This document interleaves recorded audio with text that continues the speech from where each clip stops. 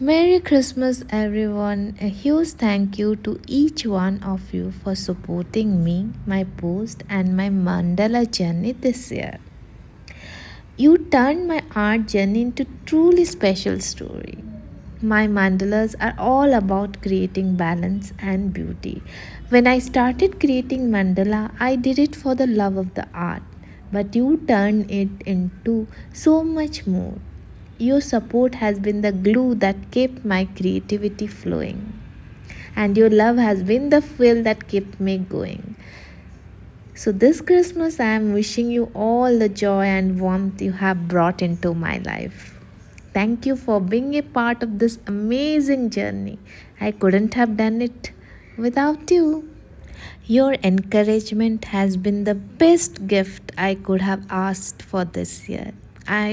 am wishing you a holiday filled with peace, joy, and all the things that makes life beautiful, just like you have made mine.